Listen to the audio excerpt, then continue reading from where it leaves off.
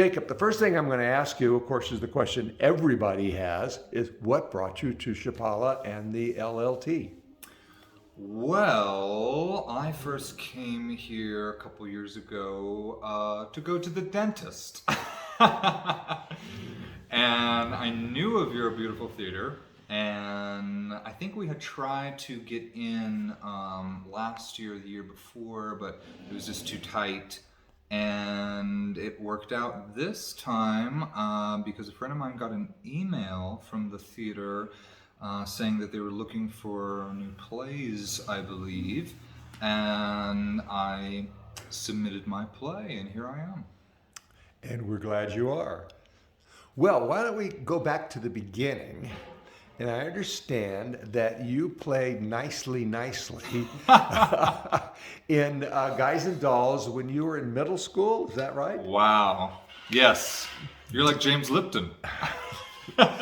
When you did that, while you were in that process of rehearsing and acting and getting applause and all that, was someplace in your grammar school mind, this is what I want to do for the rest of my life? Yeah, that is when I decided to make the leap. I had done a few shows before that, and I actually remembered kind of recently, shockingly, that I had written a play in 5th grade, and I wrote a role for myself. But I kind of forgot about that until recently. It kind of came out of nowhere in 5th grade. And then Guys and Dolls came about in 8th grade, and I took it upon myself to wear a fat suit to tribute Stubby K, who played nicely originally on Broadway and in the film, and nobody asked me to wear a fat suit. So that was the beginning of the the journey, I guess, of sweating for the theater, because I sweat. I want to explain to my audience that if they're hearing power tools in the background, they're actually building the set for the next play here. So we are in the lobby of the Lakeside Little Theater, but between plays, the lobby and a lot of other places get turned into construction zones. Okay, well, so you wrote a play when you were 5th grade or so. Yeah. Did your playwriting ability and your acting ability co-evolve? It seems so. When I did Guys and Dolls, that was when I really decided to commit to it. And then that was a public arts magnet school in Portland, Oregon that I was very lucky to go to, called Da Vinci. And then I was very lucky to go to a private arts magnet school in Portland, Oregon called the Northwest Academy, where I ended up being asked to do a solo play called I Am My Own Wife, which won the Pulitzer Prize and Tony Award in 2006, I believe. And that's a solo play based on a true story where the actor plays 35 characters. And I did that my senior year of high school. So between Guys and Dolls in 8th grade and I Am My Own Wife a few years later and things in between, I realized that's what I wanted to do. I was going to ask you about that solo play. Even if you're an experienced actor, that particular play is a little bit intimidating. Yes. Were you intimidated or were you excited? Well, the director at that school that I'd worked with a few times before, he had seen a local production of it. And I was actually supposed to see it also because I knew the actor doing it. But for some reason, I wasn't able to go. But I'm grateful for that, actually, because had I seen it, I think I would have been a lot more intimidated. I still was, intimidated. But I had the luxury of rehearsing it over about 2 years off and on. And I actually got the script when I was a sophomore in high school. So I was like 16, I think. And the director I'd worked with at that school said, this will either make you want to be an actor or never act again. Well, we know how that turned out, didn't Yes. we? Why don't we fast forward to Cat on a Hot Tin Roof, which I understand was your first experience with seeing Tennessee Williams, and it was also, you saw it on television or movies, right? Yes, that was very interesting because the same high school that I went to in Portland was having a fundraiser for their scholarship fund. And I had lived in New York for a couple years at that point, and I was actually rehearsing a show at that time in New York, and they luckily let me leave for a few weeks. And I did the speech at the fundraiser, and my middle school, where I did Guys and Dolls, just so happened to also be doing a fundraiser while I was there. It just worked out, and it was hosted by Elizabeth Taylor's granddaughter, Layla Wilding, who at the time was a parent at the middle school that I'd gone to.